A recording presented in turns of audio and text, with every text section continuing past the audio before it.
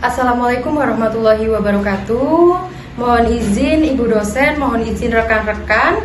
Di sini saya Sayyidati Lailatul Jannah dengan NIM 216001 ingin menampilkan roleplay yang berjudulkan hubungan seks dan keluarga berencana pasca persalinan dengan anggota saya yaitu Afidatus Titik Zahratul Mufida dengan NIM 216007. Selanjutnya yaitu Anastasia Aura dengan NIM 216002. Selanjutnya Ajeng Indah Prastika dengan NIM 216030. Dan perannya yaitu Mbak Afidatus Titik Zahratul Mufida sebagai bidan dan sebagai ibu nifas yaitu Mbak Ajeng Indah Prastika dan Mbak Anastasia Aura. Pada suatu hari ada kegiatan penyuluhan di Desa Balai Rejo, Kecamatan Pagelaran, Kabupaten Malang, jam 9 pagi di balai desa, yang dimana sasarannya ibu muda yang baru pertama kali melahirkan atau ibu nifas, yang dimana akan diberikan penyuluhan tentang hubungan seks dan keluarga berencana pasca persalinan oleh Bidan Titik.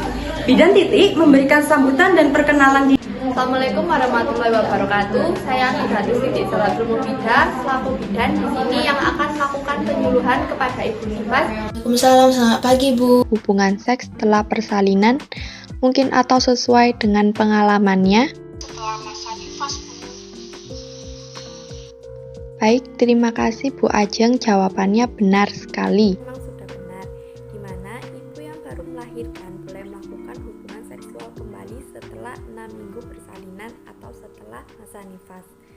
Nah, untuk batasan waktu 6 minggu ini didasarkan atas pemikiran pada masa itu, di mana semua luka akibat persalinan termasuk luka episiotomi dan luka bekas operasi sesar bisa dipastikan sembuh dengan baik setelah 6 minggu. Dan bila suatu persalinan dipastikan tidak ada luka atau robekan jaringan, maka boleh dilakukan hubungan seksual yaitu pada 3 atau 4 minggu pasca persalinan.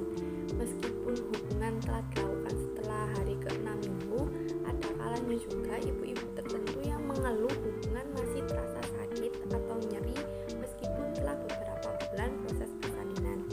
Setelah menjelaskan tentang hubungan seks pasca persalinan, Bidan Titik akan bertanya kepada audiens apakah sudah memahami tentang apa yang sudah dijelaskan. Mengapa ya Bu, walaupun sudah 6 minggu pasca persalinan, melakukan hubungan seksual masih terasa nyeri?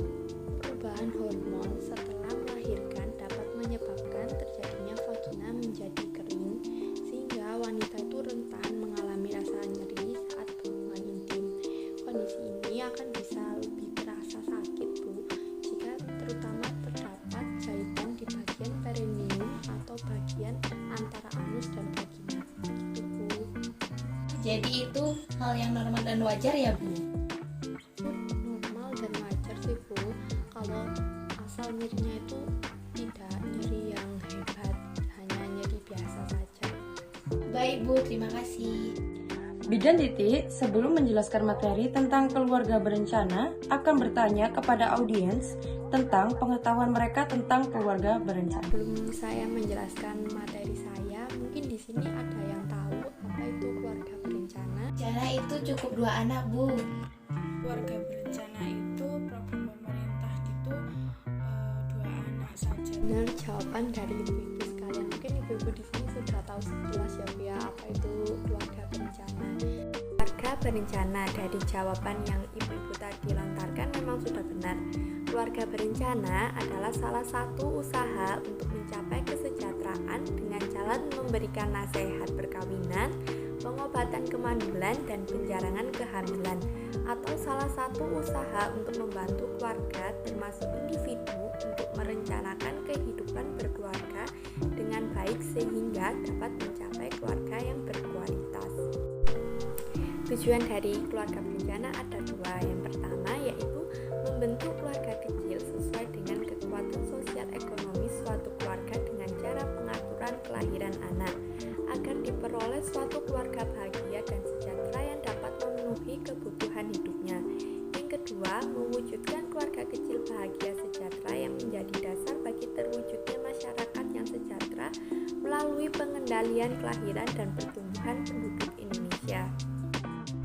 Untuk manfaat dari keluarga berencana ada 4. Yang pertama, perbaikan kesehatan badan ibu. Yang kedua, adanya waktu yang cukup untuk mengasuh anak, beristirahat, dan menikmati waktu luang serta melakukan kegiatan-kegiatan lain bagi ibu. Dan perkembangan fisik, mental, dan sosial anak lebih sempurna, serta perencanaan kesempatan pendidikan yang lebih baik. Untuk jenis-jenis alat kontrasepsi itu ada 2, yaitu alat kontrasepsi non-hormonal dan hormonal. Untuk alat kontrasepsi jenis non-hormonal itu ada metode aminor laktasi atau MAL, ada kondom, ada alat kontrasepsi dalam rahim atau AKDR, dan ada kontrasepsi mantap yaitu tubektomi dan vasektomi. Untuk jenis alat kontrasepsi hormonal ada progestin dan kombinasi. Untuk progestin ada pil KB, suntik KB, dan implan. Dan untuk kombinasi ada pil KB dan suntik KB. Metode aminor laktasi atau MAL adalah kontrasepsi yang mengandalkan pemberian air susu ibu atau ASI. Untuk MAL ini bisa digunakan sebagai kontrasepsi bila ibu menyusui secara penuh dan belum haid serta umur bayi kurang dari 6 bulan. Untuk cara kerjanya, penundaan atau penekanan ovulasi.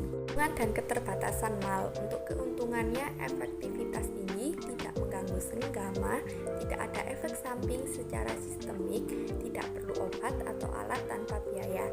Dan untuk keterbatasannya, perlu dipersiapkan sejak perawatan kehamilan agar segera menyusui dalam 30 menit pasca persalinan dan tidak melindungi terhadap IMS atau penyakit seksual yang menular. Untuk cara pemberian MAL ini sangat mudah. Bayi disusui menurut kebutuhan bayi atau ngeksel. Biarkan bayi menghisap sampai melepaskan sendiri hisapannya. Dan susui bayi ketika malam hari, karena menyusu pada waktu malam hari ini dapat membantu mempertahankan kecukupan kebutuhan ASI bayi. Bayi terus disusukan walau ibu atau bayi sedang sakit. Dan ketika ibu sudah mendapatkan haid pertama, ini pertanda kalau ibu sudah mulai subur kembali dan harus segera mulai memilih metode KB lain. Pil KB. Untuk metode pil KB ini sangat cocok ya untuk ibu yang sedang menyusui karena tidak menurunkan produksi ASI dan dapat juga digunakan sebagai kontrasepsi darurat. Untuk efek sampingnya, gangguan perdarahan bercak atau perdarahan tidak teratur. Untuk kontrasepsi pil KB ini tidak boleh diberikan pada wanita yang menderita hepatitis, radang pembuluh darah, kanker payudara atau kanker kandungan, hipertensi, gangguan jantung, varises perdarahan abnormal melalui vagina, kencing manis atau diabetes, pembesaran kelenjar gondok atau struma, penderita sesak nafas, eksim, dan migrain. Untuk cara kerjanya pil KB ini yaitu menekan ovulasi, rahim tidak bisa menerima hasil perempuan, mengentalkan lendir serviks, mengganggu transportasi sperma. Untuk alat-alat kontrasepsi itu semuanya pasti ada keuntungan dan keterbatasannya ya ibu-ibu. Untuk keuntungannya pil KB tidak mengganggu hubungan seksual, tidak mempengaruhi ASI, kesuburan cepat kembali dapat dihentikan setiap saat. Dan untuk keterbatasannya mengganggu siklus haid, meningkatkan atau penurunan berat badan, harus digunakan setiap hari dan pada waktu yang sama. Bila lupa satu pil saja, kegagalan menjadi lebih besar. Untuk payudara menjadi tegak, mual, pusing, serta timbulnya jerawat. Untuk cara pemakaian KB bagi ibu pasca melahirkan, maka pemakaian pil KB dimulai saat ketika ibu telah berhenti menyusui atau 6 bulan setelah melahirkan. Terserah mana yang lebih dulu. Kadang kan ada ibu-ibu yang tiba-tiba berhenti menyusui karena ASINya yang sudah tidak keluar atau tidak lancar, atau 6 bulan setelah melahirkan boleh menggunakan KB. Dan untuk 3-6 minggu pasca persalinan untuk ibu yang tidak menyusui bayinya. Dan bila lebih dari 42 hari atau 6 minggu pasca salin dan tidak menyusui, ibu juga boleh menggunakan KB. Untuk menggunakan KB, yakinkan dulu apakah benar ibu sedang tidak hamil, baru mulai untuk minum pil KB-nya. Pil Untuk KB ini dimulai dari hari pertama sampai hari kelima siklus haid. Diminumnya setiap hari dan pada saat yang sama. Ketika ibu minum jam 9, besoknya juga harus diminum jam 9 sampai seterusnya. Dan bila lupa 1 atau 2 pil, minumlah segera pil yang terlupa dan gunakan metode pelindung sampai akhir bulan. Bila tidak haid, mulailah paket baru 1 hari setelah paket terakhir. Dan untuk pil KB ini ada 2 pil KB-nya. Ada yang satu kemasan itu isinya 21 tablet, ada juga yang 28 tablet. Untuk 21 tablet itu diminumnya rutin setiap hari, sama juga yang 28 tablet itu juga diminumnya setiap hari. Mungkin untuk perbedaannya itu yang diisi 28 tablet itu yang 7-nya itu berwarnanya beda. Biasanya itu ketika ibu sedang haid, dan isinya itu biasanya hanya tepung saja. KB suntik. KB suntik ini sangat efektif dan aman, dapat dipakai oleh semua perempuan dalam usia reproduksi. Kembalinya kesuburan ini mungkin lebih lama daripada metode kontrasepsi pil KB, rata-ratanya biasanya 4 bulan. Ini juga cocok untuk masa menyusui karena tidak menekan produksi ASI. Untuk cara kerjanya, mencegah ovulasi, mengentalkan lendir serviks, dan menghambat transportasi sperma. Untuk jenis-jenis KB suntik ini ada 2, KB suntik 1 bulan dan KB suntik 3 bulan. Untuk 1 bulan, suntikan kombinasi yang dilakukan setiap 1 bulan sekali dengan dosis 25 mg demotrosi, progesteron asetat, dan 5 mg estadional gimflonet. Dan untuk suntik 3 bulan atau Deprova adalah menstruasi progeston yang digunakan untuk tujuan kontrasepsi prenatal, mempunyai efek progesteron yang kuat dan sangat efektif. Keuntungan dan kerugian KB suntik. Untuk keuntungannya, KB suntik ini sangat efektif, tidak berpengaruh pada hubungan suami istri, dapat digunakan juga oleh perempuan usia lebih dari 35 tahun sampai premenopause. Tidak mengganggu estrogen sehingga tidak berdampak serius terhadap penyakit jantung dan gangguan pembekuan darah. Untuk keterbatasannya, mungkin terjadi gangguan saat siklus haid, tidak dapat dihentikan sewaktu-waktu sebelum suntikan berikutnya. Dan pada penggunaan jangka panjang dapat menimbulkan kekeringan pada vagina, menimbulkan libido, gangguan emosi, itu mungkin jarang ya untuk gangguan emosi, terus ada sakit kepala dan timbulnya jerawat. Untuk cara pemberian KB suntik pada wanita pasca persalinan diberikan pada 3-5 hari setelah persalinan atau sesudah ASI berproduksi ibu sebelum pulang dari rumah sakit, atau 6-8 minggu pasca persalin asal ibu tidak hamil lagi, dan setiap saat selama siklus haid asal tidak sedang hamil, mulai hari pertama sampai hari ke-7 siklus haid. Selama 7 hari setelah suntikan pertama tidak boleh melakukan hubungan seksual. Kontrasepsi suntikan DPMA diberikan setiap 3 bulan dengan cara disuntik secara IM dalam di daerah pantat. Suntikan diberikan setiap 90 hari. Implan adalah alat kontrasepsi yang disusupkan di bawah kulit lengan atas sebelah, jadi hanya satu ya Bu, dalam berbentuk kapsul silastik atau lentur, panjangnya sedikit lebih pendek pada batang korek api, dan dalam setiap batang mengandung hormon levonorgestrel yang dapat mencegah terjadinya kehamilan. Untuk jenis-jenis implan ini ada 4. Pertama, Norplan terdiri dari 6 batang sintetik lembut berongga dengan panjang 3,4 cm dengan diameter 2,4 mm yang berisi dengan 36 mg levonorgestrel dan lama kerjanya sekitar 5 tahun. Untuk implanon terdiri dari 1 batang butir putih lentur dengan panjang kira-kira 40 mm dengan diameter 2 mm yang berisi dengan 63 mg 3 kondenstegestral dan lamanya 3 tahun. Jadena dan Indopren terdiri dari 2 batang yang berisi dengan 75 mg levonorgestrel dengan lama kerja 3 tahun. Untuk cara kerja implan yang dimana setiap kapsul susu implan mengandung 36 mg levonorgestrel yang dikeluarkan setiap harinya sebanyak 80 mg. Untuk konsep mekanisme kerjanya menurut Manuaba dapat menghalangi pengeluaran hormon RH sehingga tidak terjadi ovulasi, mengentalkan lender cervix dan menghalangi migrasi spermatozoa, menipiskan endometrium sehingga tidak siap menjadi tempat migrasi. Keuntungan dan keterbatasan implan.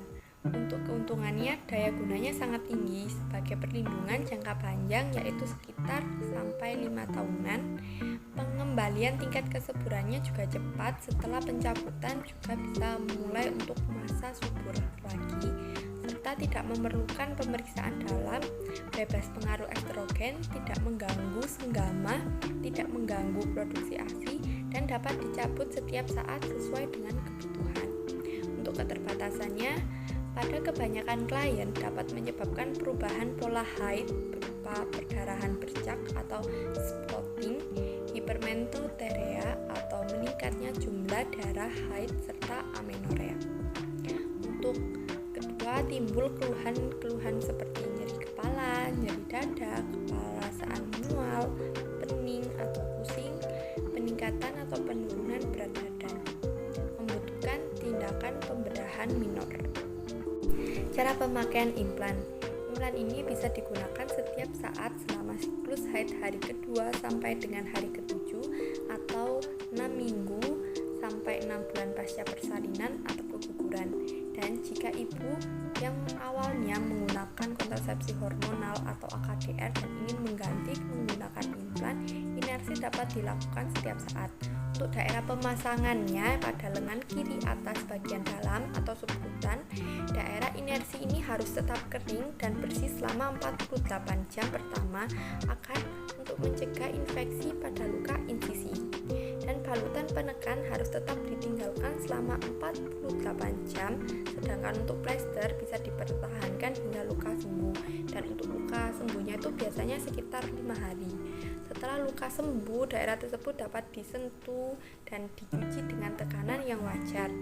Bila ditemukan adanya tanda-tanda infeksi seperti demam peradangan atau bila ada rasa sakit menetap selama beberapa hari, segera kembali ke klinik atau ke bidan yang ibu menggunakan implan atau memasang implan.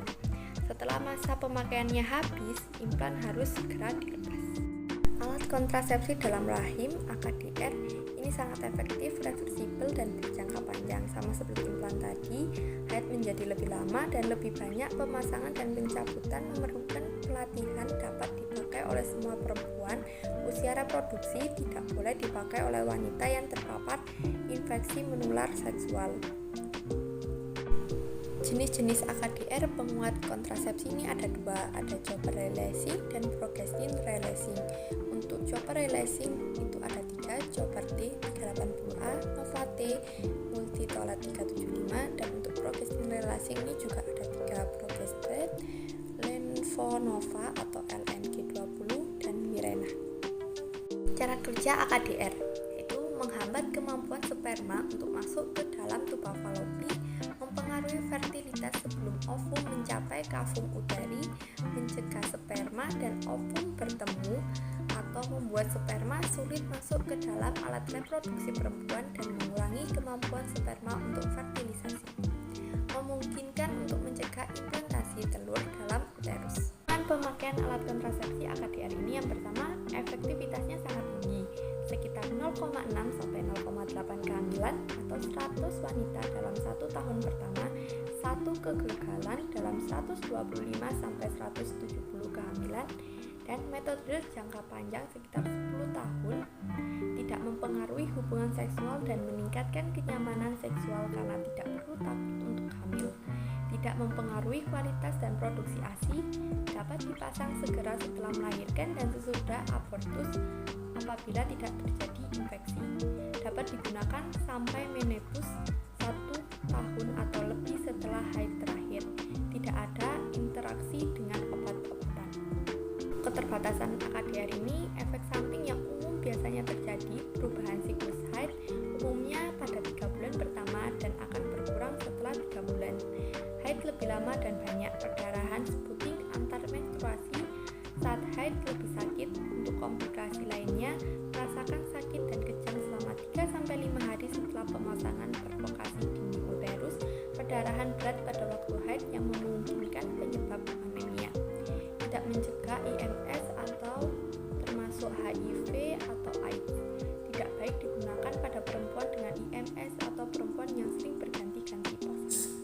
Pemakaiannya setiap waktu dalam siklus haid dan dipastikan klien tidak hamil hari pertama sampai hari ke-7 siklus haid, segera setelah melahirkan atau 4 minggu pasca persalinan atau 6 minggu kadang juga ada, dan setelah 6 bulan dengan metode MAL.